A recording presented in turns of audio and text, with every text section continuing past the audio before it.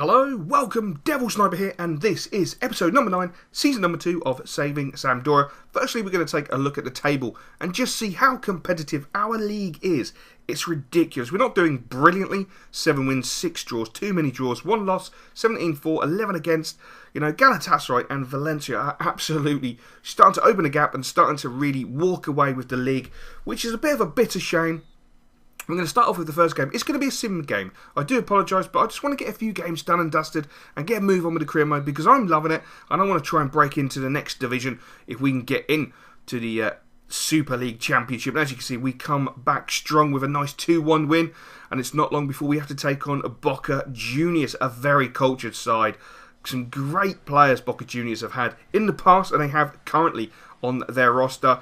We're away from home, which is going to be very interesting. We haven't had the greatest away form. We've dropped quite a few points away from home in the form of draws, but to be honest with you, we've drew too many games overall, which is really, really frustrating. It's something we need to change. I love the way the teams come out for this stadium. It's absolutely awesome. Walking out of the tunnel from under the actual pitch is fantastic. I absolutely love that. Not a packed stadium, which is a surprise, and Boca Juniors from early doors were literally all over us. We got so lucky. It was absolutely ridiculous. They pulled on the pressure. Nice little collision of players in the just outside the 18-yard box to allow them through again. But we defended quite well. Marcelo was the first to actually try and get a chance in there, trying some skill moves, not pulling off the skill moves at all. Knocked the ball into Icardi, and Icardi does not muck about. If he's got an opportunity, he pulls the trigger, he goes for goal, he goes for the bish, bash, bosh, and it doesn't come off again. Boca Juniors with an almighty header there. Should have buried it. He went down injured and actually had to go off, which I thought was quite amusing. But our boy, Polly with the fake shot inside, cuts inside, goes for the little finesse to the back post, and unfortunately it just went wide. Not the great shot in the world, but I tell you what, it had the keeper working his nuts off to try and keep up with that shot. It was fantastic. It's not always about the pace of the shot, it's about the placing of the shot. But we win it at half-time, 0-0, which is not good. We really need to be stepping our game up. We're getting to that crunch period where we've got to start gathering speed, gathering momentum, obtaining results. And when the simplistic is given to you on a play, Icardi's going to slot it home. A nice little roll of the defender, and he strikes it home like a true arrow. Fantastic player for doing that. He really has surprised me. He may not have the quickest or best growth. Before I go into that, look at that from Romero. What are you doing? What are you doing to me? Thankfully, they missed.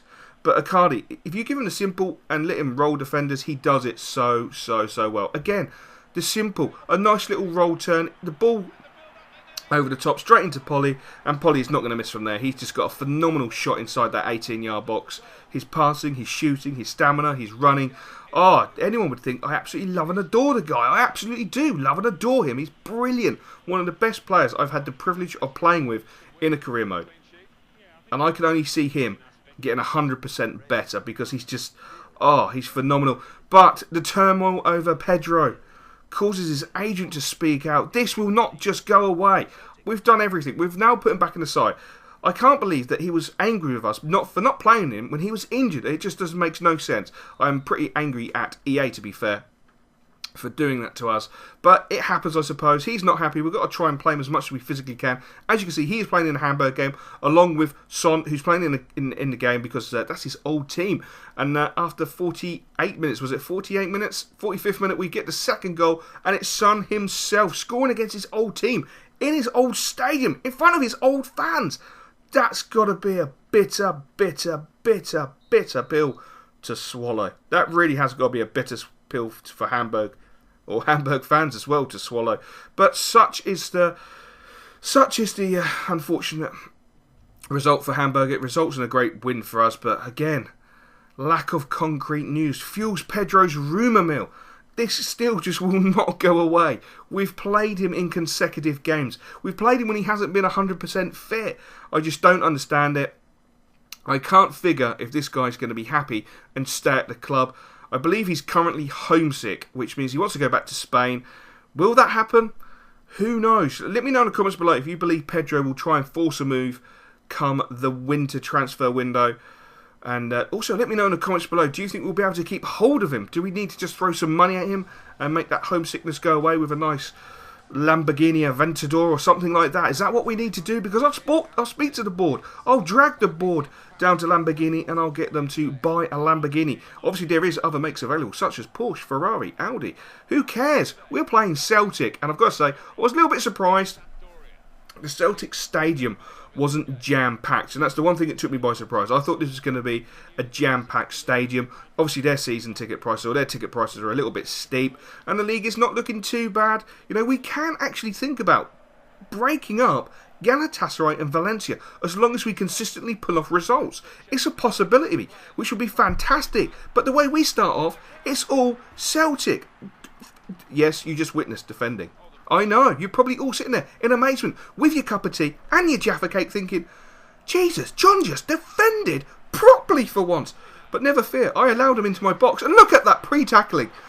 I think the pre-tackle by Di Silvestri, who I love and adore. When he goes back, I'm going to be so gutted, because Di Silvestri, if you've not tried him in a career mode, honestly, pick him up. Season 2, I think you'll be able to pick him up. Maybe not Season 2, because he's still with us in Season 2, and he's a low-knee player. I don't know how they missed that.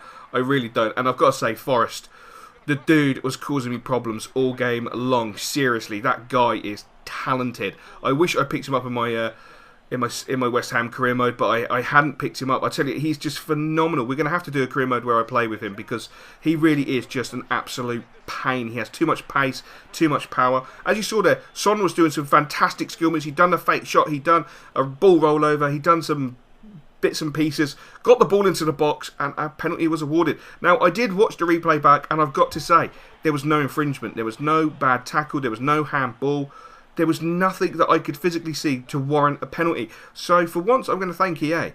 Thank you, EA, for ruining the game, for providing us with unbelievably bullshit penalties.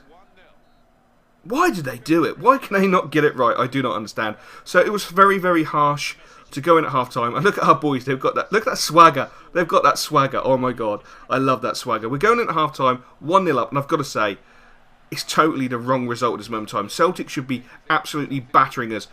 And look who they bring on. Oh yes, Tony Watt, the legend, the current legend, who is playing or plying his trade at Portsmouth, if you didn't know. And if you don't believe me, trust me, he is. And Ledley, oh my days, seriously, that boy needs to go to shooting school, because it was all set up for a magnificent volley, just didn't come off. Deal for Silvestri, trying to pull back Commons. He did, to be fair, he pulled him properly back. He'd been doing that for a little while, to be fair. Deal Silvestri's not gifted with the most pace, unfortunately. Stokesy sticks the ball high, wide, and very, very handsome from my point of view. But we break with Roas, and I've got to say, this guy is phenomenal. Now he's fit, he is agile, he has great balance, he has unbelievable pace, he can do a roulette, he can trick his way around defenders without even thinking about it, he can play the ball with his left foot, his right foot, Pedro can header. Oh my god, he is so much fun! I can't believe I have not used him in a career mode before, because he is just so much fun. His agility and his pace is just, it's wrong. It is just purely wrong. So to be leading 2-0 is also very, very wrong, because Celtic 100% deserve to beat us. But I'm not going to turn it down. It's another 3 points. That is a fantastic episode. That's back-to-back wins, decent wins. And we're making our way up that table. Hopefully promotion will be a breeze, and I will join you next time. Catch you later, guys.